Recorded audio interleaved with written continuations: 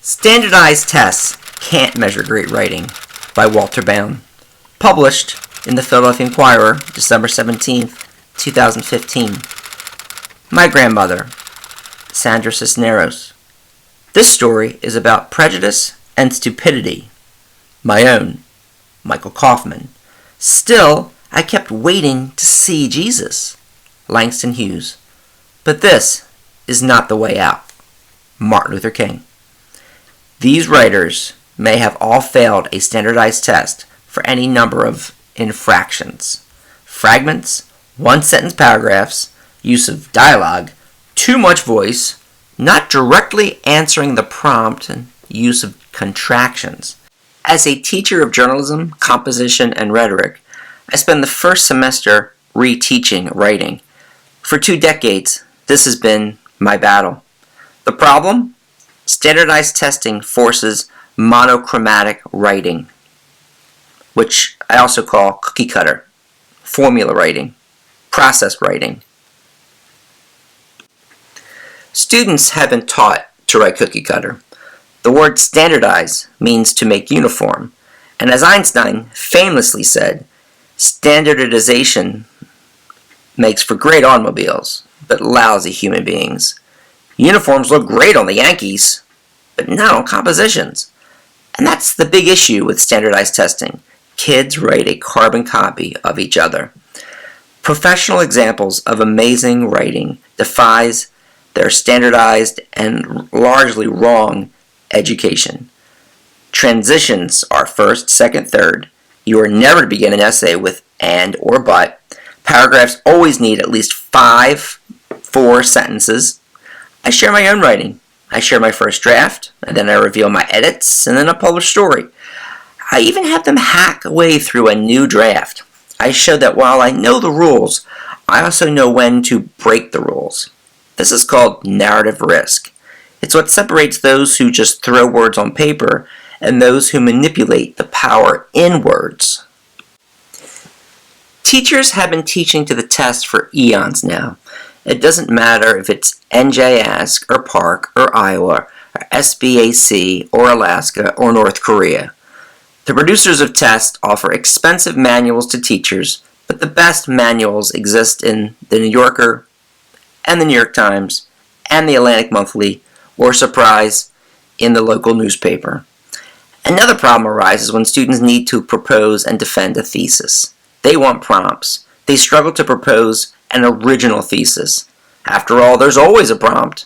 But no one gave me a prompt for this essay. No one gave Melville a prompt for Moby Dick. Well, no, that was perhaps Hawthorne's influence.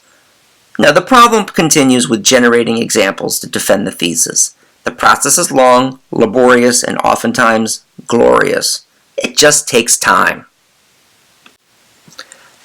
Most of the time, too, it hurts me at home to assist my daughters.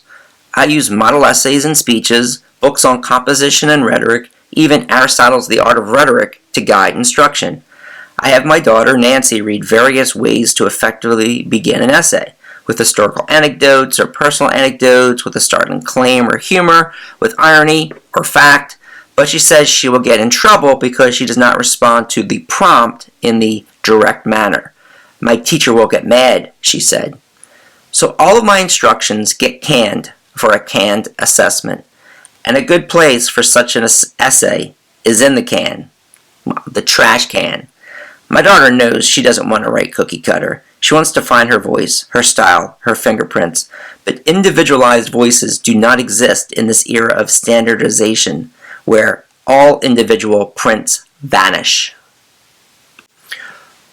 Writers know the secret. Practice, practice, practice. Failure, patience, revision, failure, time, revision. But such things have no place in standardized testing. I may have been a poor quiz taker, but I thrived as a writer, and I'm a better teacher because I know that certain measures only show narrow aspects of knowledge and understanding. It's like a soccer player who only practices an hour a month. Writers need to write. Soccer players need to run. I forget who said that I don't know what I think until I read what I wrote. After all, writing is a tool, like a shovel. Standardized tests exist in an artificially timed window that rarely exists to writers and readers in the outside world. In college, a research paper may take one student 10 hours, while another student may need 30. In the kitchen, I can make an omelet in 5 minutes, while it would take my wife 10. Well, she is neater and makes a tastier omelet. Even newspaper writers under a midnight deadline have time to sip coffee, reread, and revise. But what PARCC and SAT and AP evaluators evaluate are students' zero drafts. Some students are good at this. They are quick right out of the gate. Most others need time. They need critical distance. I've come back to this essay now 4 times within 6 hours. What kid has 7 hours to write an essay in a school-based assessment? What I'm writing is real-world writing. Some of my best writers that have won Walt Whitman Awards and South Jersey National Organization of Women Awards and International Writing Awards for Peace, have scored poorly on the SAT or AP writing prompts because of the timed aspect. I tell them, Hemingway and Steinbeck and Wharton never wrote under duress or under the clock. You know you're better than what this measures. You're more than your number. And who is just measuring you? It's one of the reasons I believe that the SATs have made the essay optional.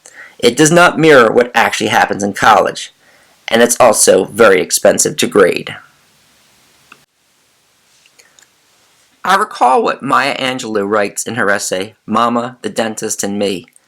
I much preferred, my version. I'll take personality and individuality any day. As I recall from the opening of Fahrenheit 451, if they give you ruled paper, write the other way. After all, writing is an act of rebellion. Just ask Jefferson.